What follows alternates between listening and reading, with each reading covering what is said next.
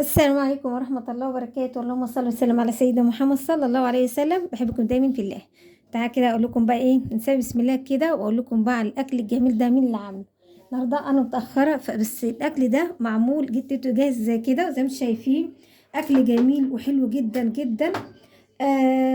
وبصي اكل بجد بجد تحفه، ويعني اكله تاكل بجد.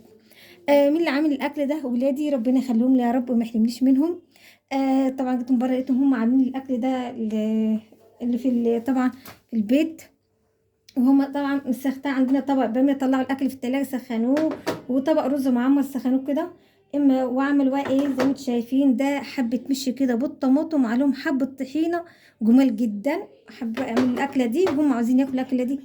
آه طبعا وادي الفلفل اللي هو بالخلطه، عليه خلطه طبعا انا بعملها اللي احنا بنبقى عاملينه جاهزه، فلفل كده مقلي نحط عليه خلطه حلوه قوي. وده طبق سلطه، والبطاطس المحمره والبتنجان اللي معمول بالخلطه الحلو القوي، حلو قوي قوي قوي.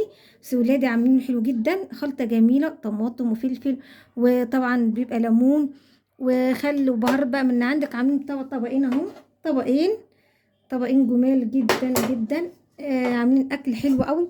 اما بقى تعالوا اوريكم بقى الجلاش الحلو ده. دي طبعا عاملينه بالجبنه، جلاش بالجبنه والفلفل. عاملينه في الطاسه قلينه كده، يعني في الطاسه مش مكترين الزيت. وادي بص التاني ده بالصدق، عندنا حب الصدق في الايه، فطبعا في التلاجة.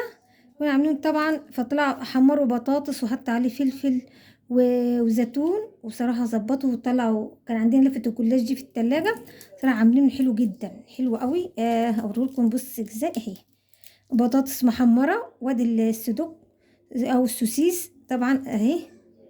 بص السوسيس طبعا احنا كان عندنا ده في التلاجة، يعني لم اللي في التلاجة وعملوا بيه احلى واجمل فطار بجد.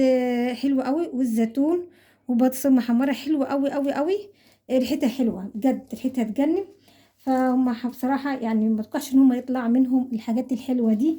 صراحه طلع منهم ابداعات جميله، طلع منهم حاجات حلوه. طبعا حاجات يعني حلوه قوي. يعني ممكن افتح لكم واحده كده ونشوفها كده مع بعض. صوت التقرمشه حلوه قوي، جميله جدا اهي. بصراحه حلوه قوي، جميل جميل. الحشو اللي فيه حلو قوي. طريقه حلوه جدا.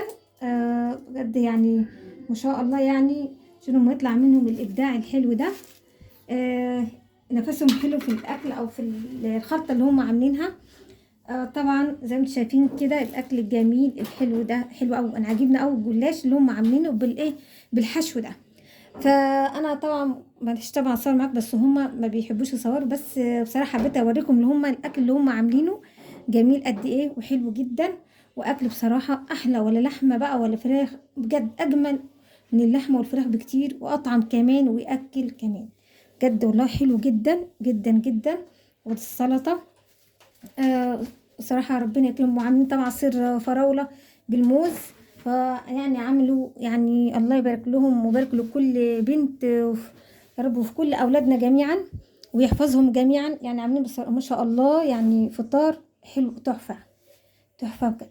فأنا حبيت بس أوريكم إبداعات ولادي وأكل ولادي اللي هم طبعا لقيتهم عاملينه. طلعوا اللي في التلاجة كله عاملهم، ما حبش ان هم ايه، يعني يكلفوا زيادة عزوم، فحبوا ان هم يطلعوا والله الحاجات دي كلها من التلاجة.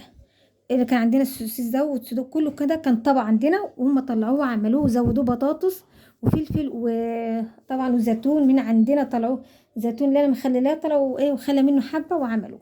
الحشوه حلوه وعملوه في الطاسه مش في الفرن، لا طاسه حبه زيت صغيرين، وقلتهم طعم التحمير وقلبوه. بصراحه ما خدش معاهم اي وقت خالص. فسيبكم بقى، اقول لكم ما تنساش بقى ايه اللايك، واقول لكم قولوا لي بقى ايه رايكم في الاكله الجميله الحلوه دي الاولاد دايما عاملينها. واسيبكم دايما في رعايه الله. ما تنساش تذكروا الله يذكركم. بسيبكم بقى، مش هطول معاكم لان المغرب خلاص 5 دقايق ويأذن. والسلام عليكم ورحمه الله وبركاته.